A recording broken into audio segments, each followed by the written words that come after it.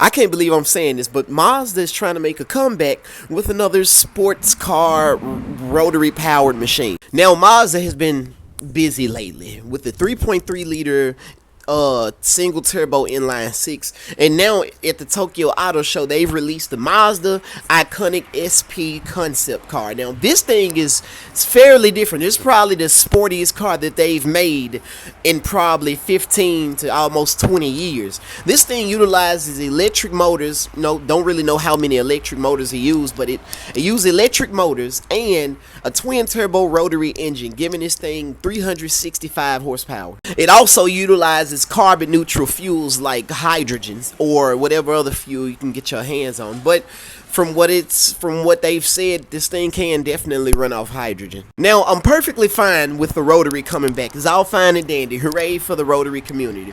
But what I want to know is, what did they do to deal with the apex seal issue and the oil consumption issue?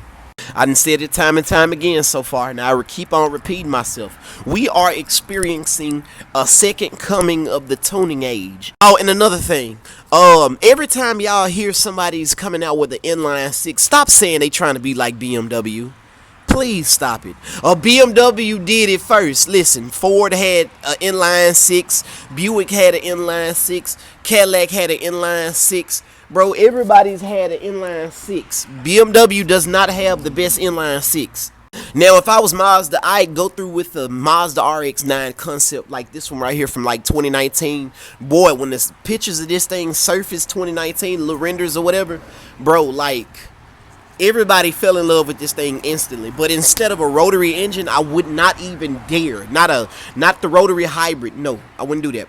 I'd go with that single turbo inline six, the 3.3 liter that Mazda developed for the CX-90. Now, as far as transmission options, if I was Mazda, I would opt for this thing up with either an 8-speed auto or a 6-speed manual. Oh my God, drift brake, launch control, line lock, dude, this thing would have it all.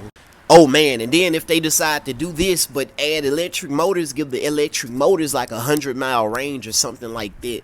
And then if you feel like you want to drive, use your gas, and then you can basically alternate between using the 3.3 liter single turbo inline six, or you can use these electric engines with a 100-mile range. So just something for everybody. And as far as the horsepower should range from like 380 horsepower all the way to like maybe 550. Meanwhile, everybody has seemed to have forgotten about the Camaro. Now, the reason why the Camaro is on the back burner is because Chevrolet think it's a good idea to mainly put their focus on the C8 Corvette, which, by the way, now has twin turbos and have been spied on at the Nürburgring, setting lap times and shit like that. Oh, the C8 ZR1 is going to be an absolute animal. And you want to hear something else that's absolutely insane?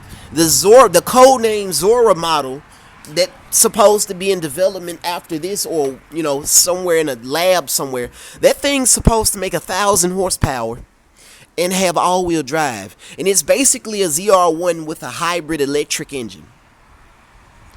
Bro, 1,000 horsepower mid-engine Corvette with all-wheel drive. Name one vehicle that's probably gonna be able to touch this thing. Man, I mean, just think about how much this thing is gonna cost though, because like you're not gonna get this for like under $150,000.